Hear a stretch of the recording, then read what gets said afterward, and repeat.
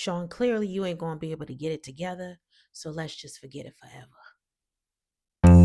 Like it's delirium, ay, ay, like it's delirium, ay, I got delirium, ay, like it's delirium, yeah, yeah, like it's delirium. She just wanna bounce to it, baby, get your giddy on. Walk up to the stage with a drink like I'm Giveon, but I never came here to sing what I'm really on.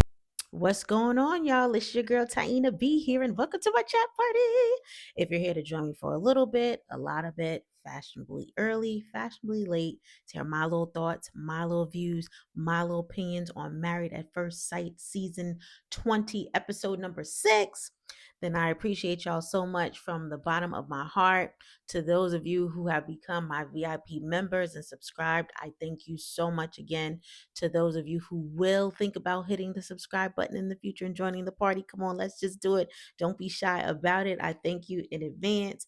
For those of you who will hit the dance floor like you've been doing, showing your love and your support, I appreciate that. Or if you're a little too shy to hit the dance floor, that's all good. Just hit that like button. You know what I'm saying? Can't nobody really see you do that. Or just even for your viewership, I'm grateful. Y'all, let me tell you, I am worn, tired, fried, and through, and I'm about to hop literally right into the bed after this. But before I did that, I was like, I've got to come and drop this final one. I was thinking about just doing it tomorrow when I got home from work, but I'm like, nah, I definitely want to get this out, have you guys have it. And then usually I feel like my Mondays are like the pit. Mondays and Fridays are always super exhausting for me. I don't know about y'all, but I think it's just it being the top of the week and so much going on. And then by the end of the week, you're ready to crash because the whole week done piled up on you. But anyways, nevertheless, y'all, let's go ahead and get into it. The couples are back in Seattle. It's move-in day with one another, or move-in night from what it looks like. And everyone's just getting settled in, all of that. Caitlyn's not feeling the fact her and Devon have a real plant in their place. Marissa's asking Adam if he could see himself living with her, and he says yes. Bel Jolie and Mecca are discussing closet space, and he's willing to give her most of it. Tori saying she trusts Felipe but needs more time when it comes to the actuals of it all, which clearly we'll get into at the end of this episode. But let's move forward. Michelle and Cam are preparing dinner and they seem to be settling in with one another better than I thought they would at this point. But I'm still waiting and watching like a hawk, okay, for him to finally find the thing about her that's gonna wrap their situation all right on up. Like I just know that it's coming. I hope that I'm wrong, but not having a relationship past 6 months, being very picky when you were in the relationships, just recipes for a disaster, in my opinion. And maybe the seriousness and commitment of being married will make him fight harder and turn a new leaf. Again, I say though, I'm just not that confident about that. Y'all will have to let me know what you think. Nikki and Shawn. Nikki and Shawn. What did I tell y'all about them? Okay, Nikki and Shawn. When I tell you we just not gonna be able to catch a break with these folks, or let me say this, when we do catch a break, it's extremely short-lived. And the tragedy lasts longer than the actual break. All right, we get about a 10-second break, and then the tragedy is about another 30 minutes worth of information. Because they're in their apartment, but they're cheersing to having a hard day according to Shawn, and a long day, but also getting some good sleep and trying again tomorrow. Meanwhile, she's looking like she just wants to melt and cry her entire face off. So I'm like, what in the has happened now? Shawn, if, like I said, if I got to come to you one more time with something else, which I'm going to have to, because clearly this is a pattern for you, this is what you do. I am going to lose my absolute mind. Like when I tell y'all, this really puts me in a place of being over them. Maybe my patience has worn too thin too soon, and forgive me. But it's like you get to a certain point where after a while you're like, okay, I'm done. I don't need to see no more. Let's wrap this right on up. Let us wrap this right on up, right? This non-stop conflict that's occurring this early on, it's like you're just screwed. You're naturally screwed. And I don't even know what's happened yet at this point. But again, I'm exhausted from it all. And I'm just like, yo, let's just go ahead and fast forward to decision day so we can be free. I don't even want her to try to push through anymore. I just like Yeah, okay. So I didn't even take notes on this part. I'm gonna just have to go off on the dome because that's just how exhausted I was, and I was already tired. I said, "Listen, like how your parents used to be tired. Like, you know what? You working my nerves, and I'm already exhausted. I didn't had a long day, or I didn't had all of this going on, and you coming to me with the bull. Like, okay." So she lets us know she's just she just can't believe what's going on, and I forget the exact word that she uses, but she goes on to let us know at the side that they were having such a great time in the airport. And I'm like, this is how it always starts over with you guys. And things just went left yet for the millionth time because she just said it's always some type of new conflict every day. He ended up being really nasty to her. What was the conflict even about? Who even knows, y'all? I'm just exhausted. I just caught certain words of whatever they had going on, and he felt like her being volatile or their situation? I think he felt like she was being volatile towards him. The point is, y'all, it's just escalating and it's not a good look and it's not healthy. It got to a point in the conversation where she stood up and she's talking, but then he, according to her, seemed like she was being too aggressive by standing over him. And I'm just like, that's part of what we're seeing with him too, where he's going to find something to make it bigger than what it ought to be, continuously turning the mountains or making mountains out of molehills. And that's just going to be the process. And she says to him, at this point, I'm feeling like it's more you than it is me. And I'm going to agree with that. And I'm not even present for the ish, but I'm there to see what I've seen so far. And that's all I need to see. Now, we can all blame it, or he can blame it on it being a bad production edit if he wants to. Well, then guess what? And turn around and handle your business with production, because sir, it's not looking good for you in these streets when it comes to you and her. And so just wrapping that all up, I feel like I just feel like they just need to be done. Because I don't see this really going very far. I thought I had a little small glimpse of hope, and we can still kind of on the other side say, well, there is room for that to happen. Something can actually and absolutely shift and change, but it's like it's just too deep rooted with his personality that I'm sure he's set in who he is. He's 48 years old, and you can change at any age, right? But we also know that some people at seasoned ages are set in their ways, and certain things just ain't going nowhere. And I wonder if he's willing to really make those adjustments. He keeps saying that, but I just don't know how true that is and if we ought to be believing him. But either way, or the next day, they lightly touch on their issue, but I'm really high fiving her in my mind for how she continues to show up and remain present with him. Because whether it's who she really is or not, whether it's a front for the cameras or not, or her being flat out confused or not, I still will have anticipated her to have walked away by now or really blacked out on him. Okay. And at this time, even with the way things have gone, I wouldn't blame her if she does have a breaking point. Good luck to him with that. Adam and Marissa head to his house, and of course, he has to take her to the water to see the jet ski. Sidebar, y'all, too, for whatever the reason, and maybe it could be because this is where we were initially introduced to him and heard about the girl that he had been seeing and stone cut off in the clear of day, like nobody's business.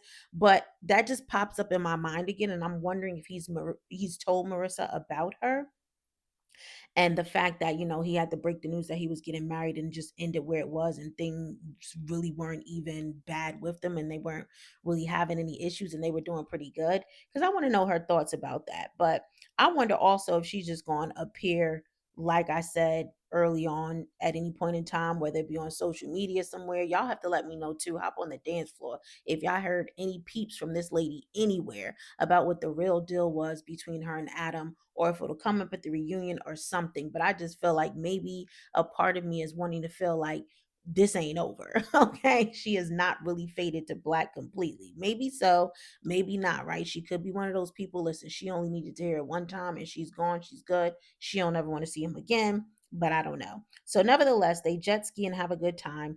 They're working for now in terms of their dynamic, because they're boning and having fun, which is good, right? To add to the dynamic of a relationship. But I want to see how they actually handle conflict or if we'll ever get more substance from them. I just literally feel like they're two people just having a good time and that's it. Like they don't even really give me marriage vibes. That's just me. I don't know. But Devon and Caitlyn, we get to them. They're talking about what their routine will look like. Of course, he throws in that although he'll give her time, he would like his time with her as well, like watch a movie when she gets home or whatever.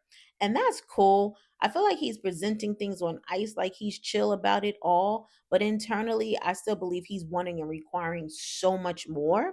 And it's all going to spill out. It just has to. He's not even going to be able to do anything to keep that covered up because that's just really what he feels. And he even apologizes for being too much and focusing on the negative of what was going on with what he needed and not prioritizing what she needed. And she says, or he says, he doesn't want to be a needy guy because he's not. To which she interjects and says, a little bit. And then I followed behind her and interjected and said, a lot of it. And I was wondering why, yet again, he was explaining to her what he needs even though he just said he's not needy, but more so because they already discussed this on the honeymoon. And I feel like she knows your intentions, sir. You don't have to repeat it like a million times. Like, give her a chance to kind of work on that. So I was glad when she was saying she, rather not hash that out all again. This is what she said to him directly. And she just wanted to wait to speak to the experts. And I think that's a great idea because they can kind of give you the little 2 cents and kind of help navigate y'all and guide y'all in the right direction, hopefully, being the neutral party to what's going on and hearing both sides. We still don't really know how these experts get down in terms of their advisement yet. We'll see how they do, but clearly they're needed for sure. And she walks away from him at that point because you could tell she's just over it. Her face was kind of saying it yet again because we know she does not cover her or she wears her emotions on her face. I'll just say, like, she doesn't have a good poker face.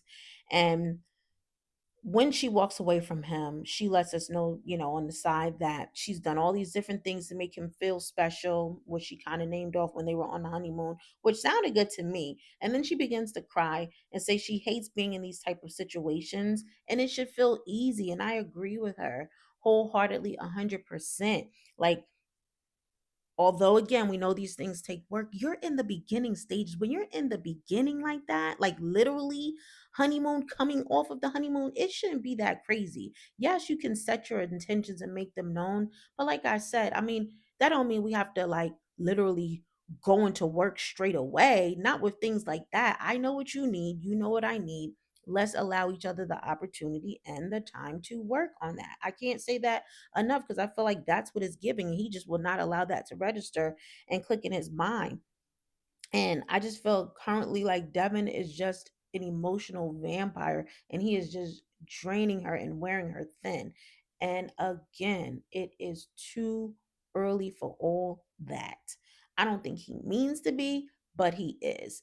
And I feel like with him noticing that because he's watching her and these emotions that she's having, that should have something kind of go off in his mind and say, okay, you know what?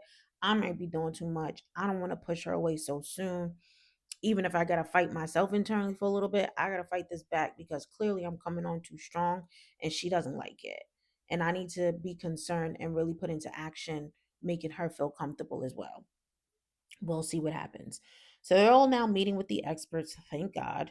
And well, not all, but I guess the ones that need help because we definitely didn't see Tori and Felipe. We didn't see Michelle and Cam and whomever else. But we start with Nick and Courtney.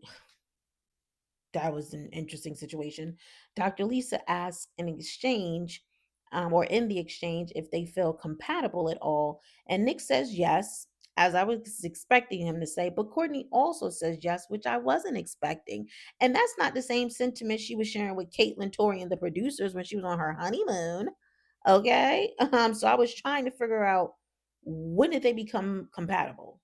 Like, was it on y'all flight home or what? Because that's just not the truth. And Courtney was saying a whole lot at one point.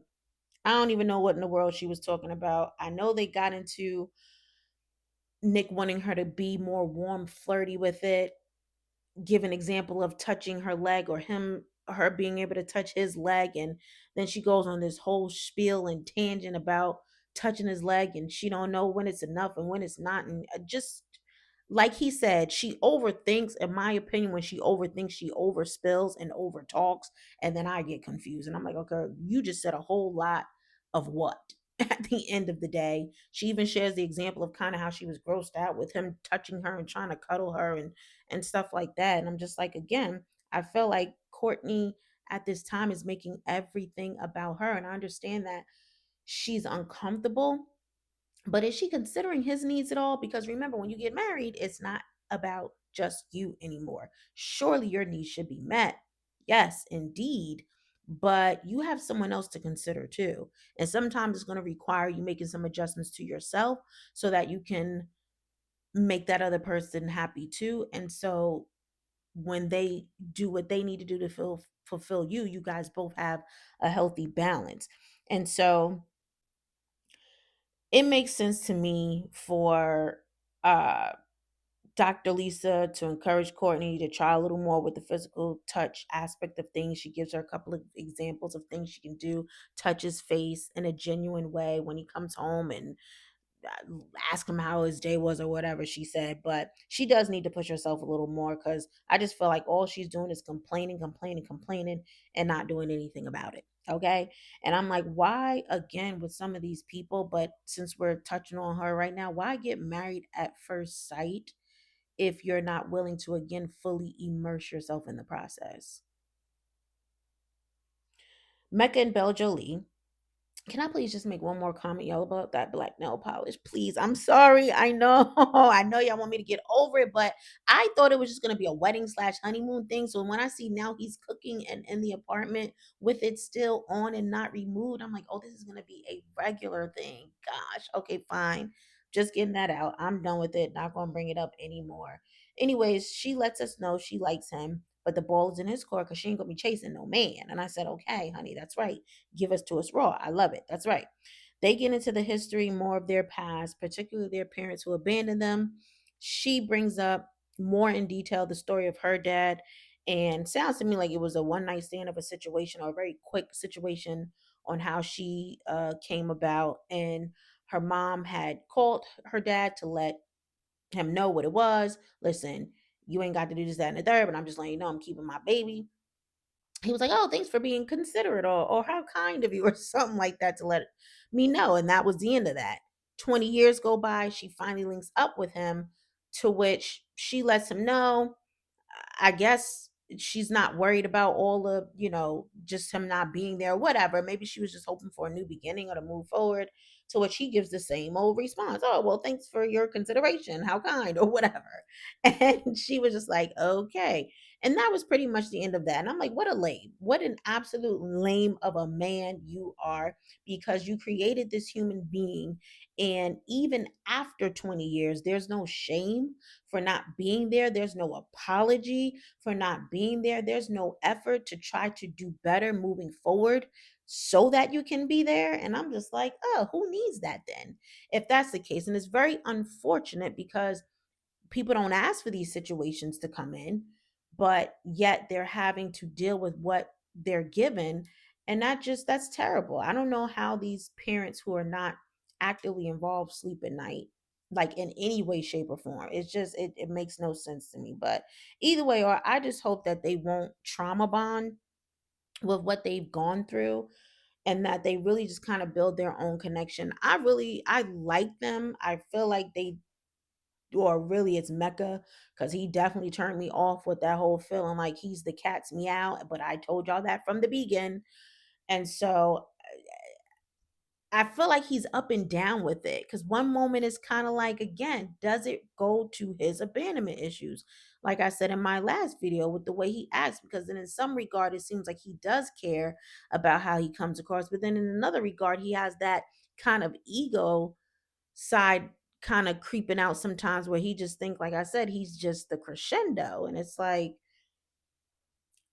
I don't know how that's going to play out so much, and how he's really feeling about her at the end of the day. It doesn't seem like past her looks, he's really that invested, but we'll have to see. I hope that it works out for them and that she gets what she needs and is looking for from him as well, since clearly we see not necessarily that she's all in, but she's in, okay, more than we know him to be in. And so Devin and Caitlyn appear before Dr. Lisa. She can already sense the strain on Caitlyn's face. She didn't budge or crack a smile. Even when they tried to crack a little joke about it, Caitlyn was like, ain't nothing about this funny, so I'm not going to laugh. And I'm not going to smile. He says because he has rejection and abandonment stuff, Devin, of course, he needs some type of energy exchange like joking, flirting, complimenting, those kind of things. Doesn't have to be physical, but has to be something. Caitlin brings up the gym situation when they were on vacation and whatever happened at the water park.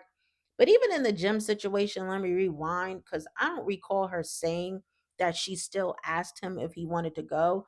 Because she was saying that when she did get up that morning, he kind of looked over and saw her getting up, but yet he didn't get up. So she figured he didn't really want to go, maybe from them being tired too. I don't know, from the night before. But it's like, how do you know what he want? Like, you didn't ask. Like, yes, I feel like it's two way, right? In that regard. When he turned over and saw you getting dressed, he should have been like, oh, okay, it's time to go. Let me get my stuff on. But at the same time, you already told him the night before you would wake him up so that y'all could go to the gym. So I felt like it was up to you still when he turned over to be like, are you coming? You ready to go? Like, I'm getting dressed. You didn't say that. And we know at the end of the day, it's because you wanted your alone time to yourself. That's all you had to say. I'm just saying, let's not make it seem like that was a him thing. That was a total you thing, at least in that instance, even though I understand how you're feeling at this point. But she tears up and says she feels like she's being portrayed as the villain in the situation, but feels like with her and how she operates, less is more. But we know based off of how he's conveyed things thus far, more is more for him. And they share good things about each other. In the midst of it, he brings up wanting more eye contact from her as she's talking and sharing these good things about him. And I was actually thinking that when she first started sharing that, because I'm like, yeah, you're not really looking at him. But anyway, I still think they're going to be in trouble. It doesn't even matter if she doesn't blink at him enough, doesn't smile enough at him, doesn't touch him enough, doesn't count the hairs on his toes enough, doesn't compliment him enough in a day. It's just going to be a problem. She just ain't got what he's looking for. Like, he makes it seem like he's willing to work with her, but I don't think that's the real deal with him, y'all. He literally needs a parasite of a person to be connected to him 24/7. And some people are like that, right? Some people are really like in your space, all up under you all the time. Someone very well like that could be out there for him, but I just don't believe it's Caitlyn. I really don't. And I don't think this is an easy fix. I don't think this is something that they're really going to be able to work on, because I feel like with him, he's just so set in his ways. Like, it is deep rooted in him. Anything is possible. I'm just saying.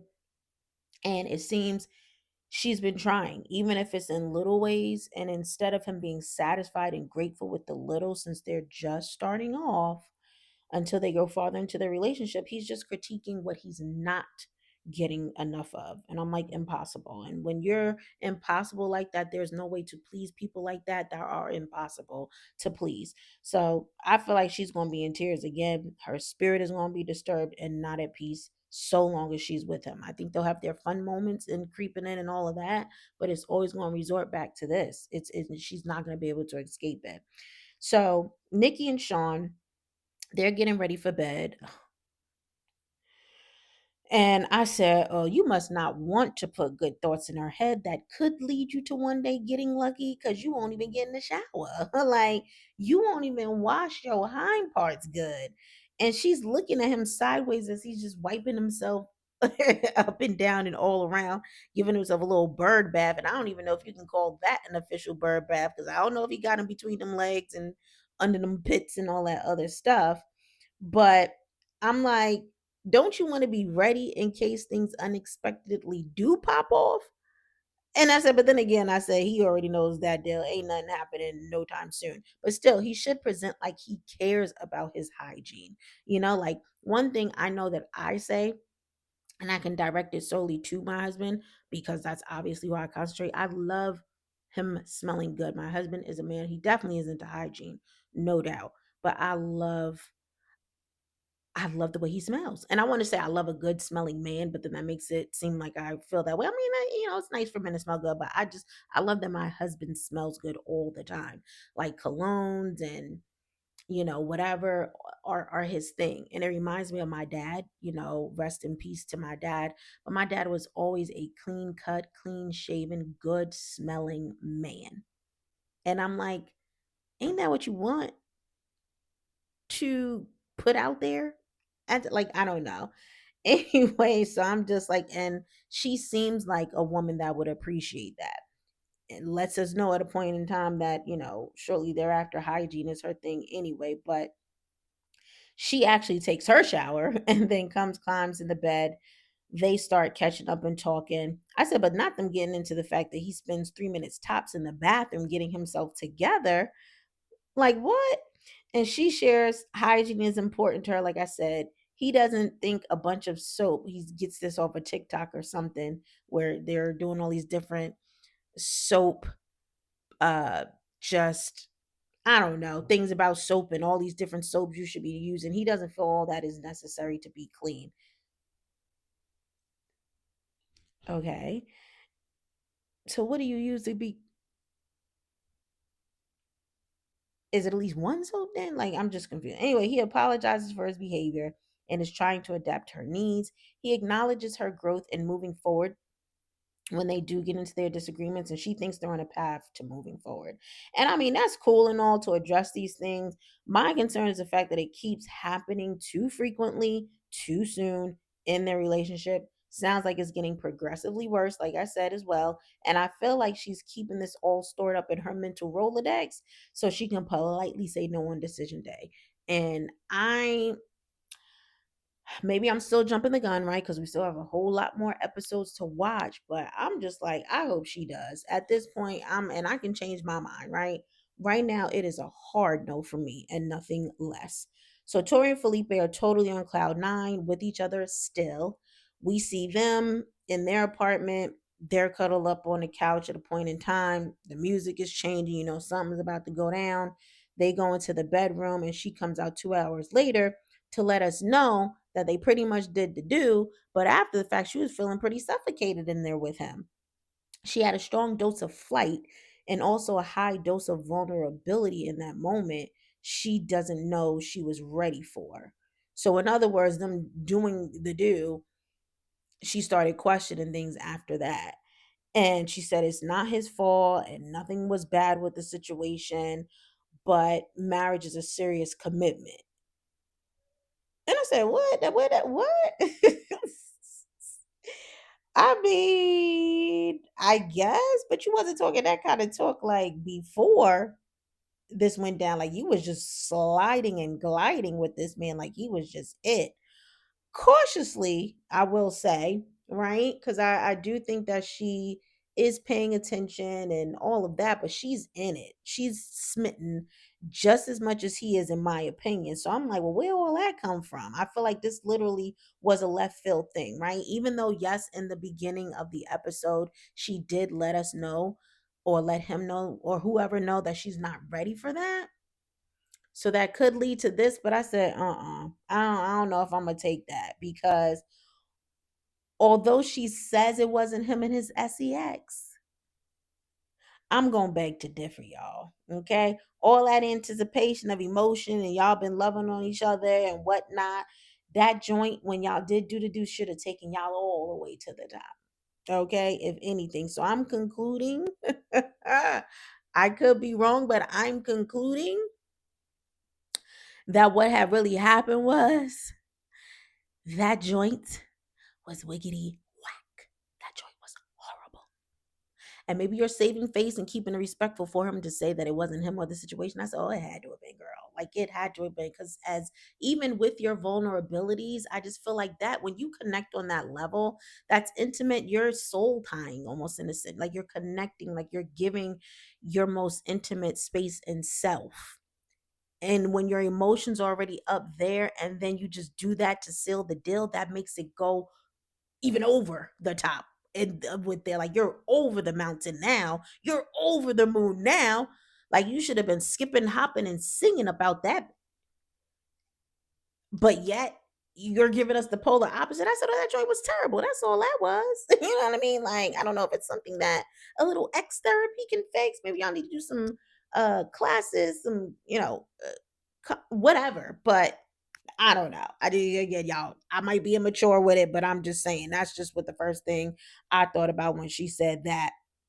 But anyways, even with that too, I feel like when she did say earlier that she wasn't ready to do that, I'm like, okay, well then why you ain't just keep them boundaries in place, right? I get that desires can get high and you get the feels and you start getting all tingly and whatnot, but there's still an off button to that, as you know. Like you're still gonna be like, oh boy, okay, like I'm feeling this, but yeah, I'm still not ready, and then that's that. Even if you wanted to talk about it, like, I'm just don't want, yeah, okay, let me not get into the details because I was going to get into the details, but you can even have that conversation with him and still be like, but I just want to chill on ice. We still have time for that. And I just still don't think tonight is the night. I still need some more time to figure some things out. And I'm sure he would have respected that. But anyways, next episode, we see the couples are gonna link up for dinner and get into some things that may have us interested in what they're saying at that dinner table. So I cannot wait for that. I feel like it'll pick up and give us a little pulse again, and when it comes to the episode, because this episode was okay. It was okay. I've been enjoying the ones prior to this more, but I'm ready to pick up that action again. So, with that being said, y'all, the music is on, the dance floor is lit. Don't be no prude and hold up the wall. Hop on the dance floor. Let me know what y'all thought about this episode. Let me know if you're as over Shawn as I am. Let me know if you feel like Devon is really kind of fronting to what he really feels and if he's really going to be impossible, like I feel like he's going to be. Let me know if you think Marissa and Adam are going to really make it, or if they're just giving playful fun and that's it, not really marriage like they should be giving. Let me not even say like they should be giving, because they still have time to get it right too. But just let me know what y'all are thinking and any other things that you might have picked up off on that I missed or didn't get to address. Because again, sometimes it's just way too much to address literally in its entirety, y'all. Okay, so at the same time, I hope this video found you in good spirits. And if not, I hope I said a little something like a put on your smile, a smile on your face. I'm sorry, I am tired as all get out.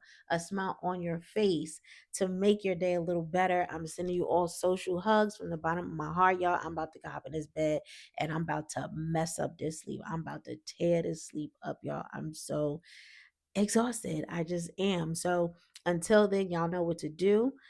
Y'all know I'll be back when the episodes drop again this week. I'm hoping that my internet connection will be much better by then. I'm hoping this video even uploads in a decent amount of time. But either way, or I can only control what I can control, and that's coming and hitting that record button and then hoping the best from there. So until we meet again, y'all know what to do. Y'all stay up, y'all stay blessed, and I'm out. Peace and good night.